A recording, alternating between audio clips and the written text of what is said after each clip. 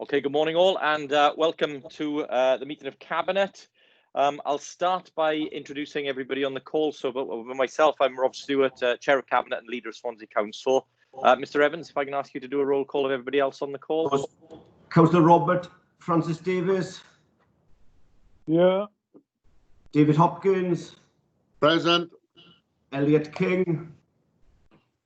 Present. Andrea Lewis. Present.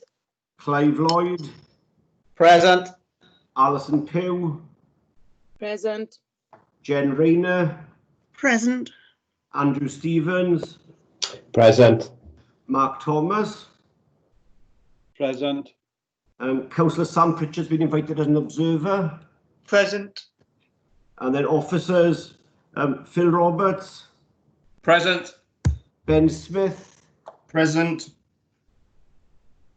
Adam Hill. Present. Tracy Meredith. Present. And I'm Hugh Evans. Have I missed anybody out? No, thank you very much. Okay, thank you, Mr. Evans. We'll go next to disclosures of personal and prejudicial interests. So I'll pause for a second. If anybody has any interest to declare today, if they can call out their name, please, and then we'll record the interest. So if anybody has interest, if they could please declare now. Yes, Leader, I have. It's Jennifer Rayner, Cabinet Member for Education. Item 9, which is local authority governor appointments.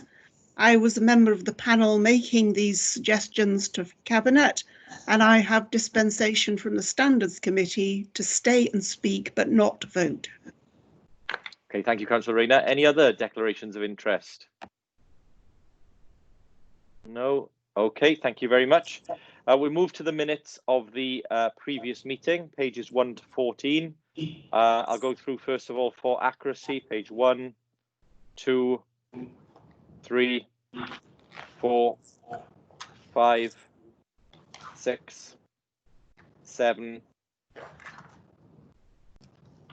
8, 9, 10, 11, 12, 13 and 14. As you can see, we have several sets of minutes there.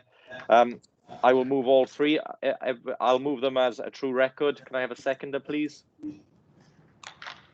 Seconded. Happy to second. All those in favour? Yeah, anybody not in favour? Any abstentions? Okay, those are agreed. Announcements of Leader of the Council. I have no announcements today. Item 5 then is public question time. I've not been notified of any public questions for today's meeting. Councillor question time, item 6 then. Again, I've not been notified of any councillors that have submitted questions for today's meeting. So with that, I'll move on to item 7, which is the Warm Homes, is the Warm Homes Fund funding application for first-time central heating in Swansea private sector homes, pages 15 to 20, and I'll call in Councillor Lewis to introduce the report, please. Thank you, Leader. National Grid and the community interest company Affordable Warmth Solution have established a £150 million Warm Homes Fund designed to address some of the issues affecting fuel-poor households, which link to the Council's commitment to tackling fuel poverty. I'm delighted to say that a part of this report is retrospective because we have already been successful with a bid to the value of £470,000, and there's a further £370,000 from ECO with no match funding required from the Council and no financial impact on the Council. So this is an excellent scheme, and I'm really pleased that we've been awarded that grant money. The money is derived from fines apportioned to utility companies for not meeting their energy company obligation. And the scope of this bid is to assist 200 homes in Swansea with first-time central heating. They must have an EPC Energy Performance Certificate rating of E, F or G, so they're very inefficient properties to be eligible for the fuel poor free voucher, and they must either be within 23 metres of a gas network, or they can also qualify if they're connected to the gas network, but only for a gas cooker, for example, not for heating. We are also going to support this money with the Council's EcoFlex grant. So there will be additional benefits to these properties, such as insulation, smart thermostats, just to give an example. And the recommendation is to accept the grant offer and delegate powers to award the contract to City Energy. But just to say, in addition to that, Leader, I know that Cabinet are aware that we've made some significant strides in helping tackle fuel poverty in our council homes with our retrofitting at Craigkevin Park, and we're building homes as power stations, and the significant £500 million investment in Welsh Housing Quality Standard. But it's my pleasure here today to bring a report that gives benefit to owner-occupiers and private properties and tackles fuel poverty in those homes. So with that, Leader, I'm happy to move the report and happy to take any questions. Okay, thank you, Councillor Lewis. Very happy to second the report formally. I'll open it out now to Cabinet members if they have any questions or comments for Councillor Lewis. No. If not, then the recommendations there on page 17 have been moved and seconded. I'll do this in the reverse order. So does anybody disagree with the recommendations? Please say so now. Okay. All those in favour then? Aye. Aye. Thank you. Any abstentions? That's carried unanimously. Thank you, Councillor Lewis. We'll move next now to item on business rate, temporary rate relief, and I'll call in Mr. Smith, please, to introduce this report. Thank you, Chair. I will be brief on the report itself, drawing your attention only to the pertinent matters, and then make a few other comments. The report itself before you, I'll draw your attention to section 2.2, which indicates that this is a national scheme, but one that is to be adopted locally, and that is why I brought it forward to you today. And it emphasises in section 2.2 that local flexibility is key to this.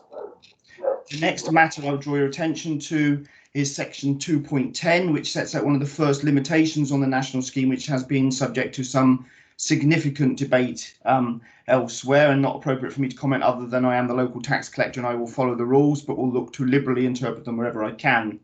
Section 2.11 also sets out a number of examples where the Welsh Government considers that there are businesses not eligible, and again I must follow the rules on that. 3.3 very helpfully makes clear that this is not state aid, which avoids a whole raft of issues and otherwise having to liaise with both UK and Welsh governments and businesses, so it makes the scheme simple to implement. The scheme itself, implications are set out in section 5. 5.1 indicates that we are looking to allocate £35.1 million, because that's the sum of money I've bid for on your behalf.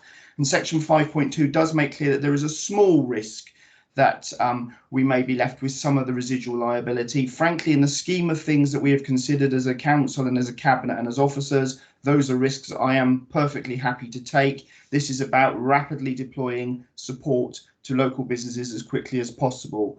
That is it in terms of the report as it stands, but with your indulgence, Chair, I would just like to make a couple of wider points, which is to make clear that this £35 million relief, which would be applied at source, builds on the near £50 million worth of business grants already processed by my teams, and I am hugely grateful to my officers in both the service centre and in revenues and benefits for the work they've done at a local level in implementing and delivering these substantial slugs of money. And I've also been privileged to have officers representing the national working groups on this, because this has been very much done in conjunction and partnership with Welsh Government, and they have been helpful in terms of easing all of our cash flows, both the individual businesses that have received money, but also the council, which has to both collect it and distribute it. The magnitude can't be understated. £85 million is coming on 20% of our revenue budget in terms of flexing, and I have no doubt that the sums available effectively wipe out half of the non-domestic rate bills for the entire council's businesses for the year, and in fact makes probably business tax collectors the most popular ever. They end up giving out more in reliefs and grants than they were going to collect in the year on business rates.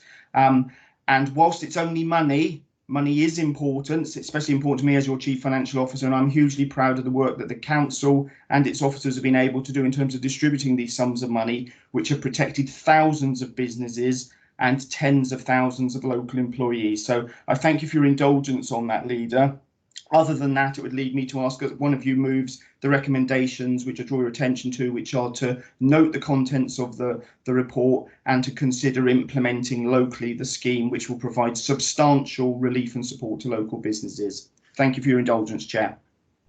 Thank you, Mr. Smith, and I'm very happy to move this report. I would add my thanks to not just your team, but to you for the work that you and your team have done in getting that 47 odd million pounds out the door, currently helping 3,700 businesses already across Swansea with grants. Those are businesses that may have a good chance now surviving the pandemic period, where they wouldn't have done so without that help. And of course, the 35 million pounds payment, business rates holiday, will be absolutely welcomed by businesses across Swansea.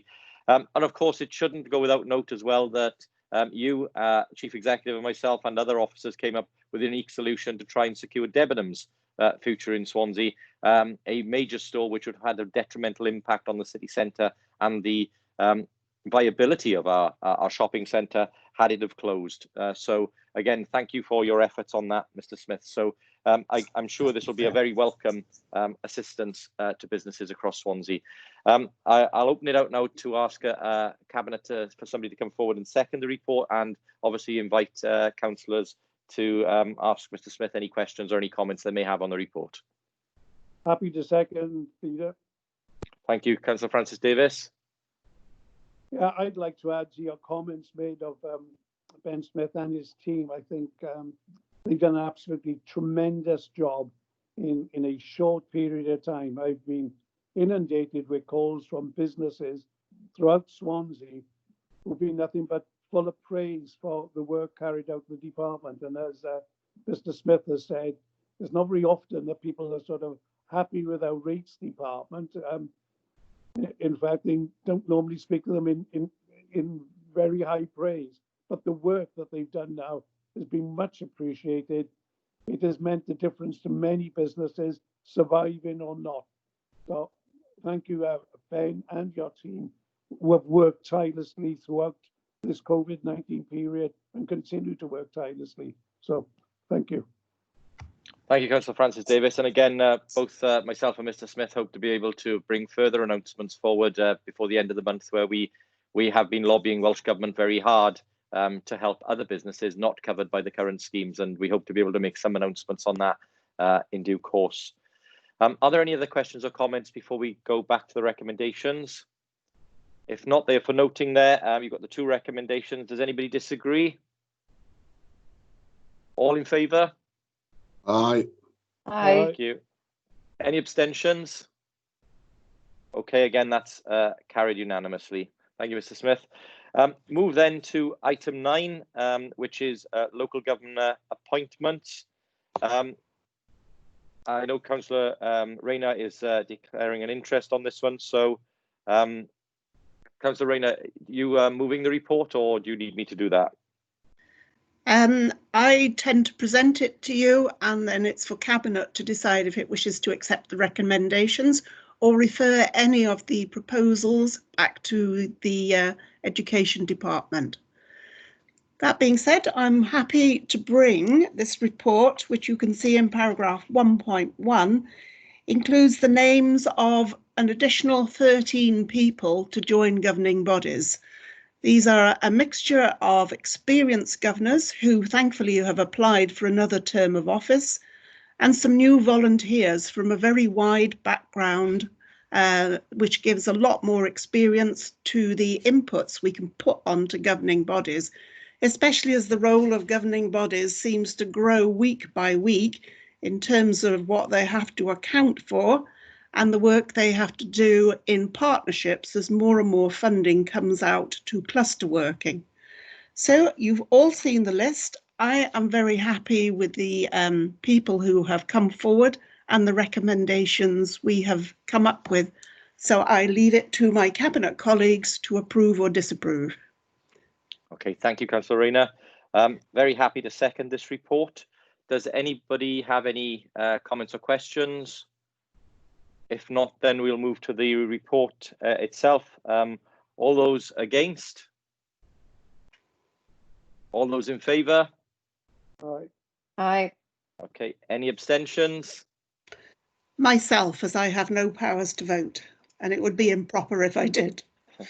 Okay, thank you very much. Okay, and therefore that is again carried.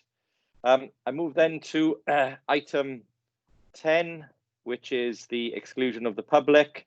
You have the legal officer's reasons laid out there in the report for excluding the public. Anyone against that recommendation? No. All those in favour? Aye. Aye. Okay, thank you very much. Therefore, we'll go into private session now and we'll pause for a moment while Mr. Evans pauses the recording.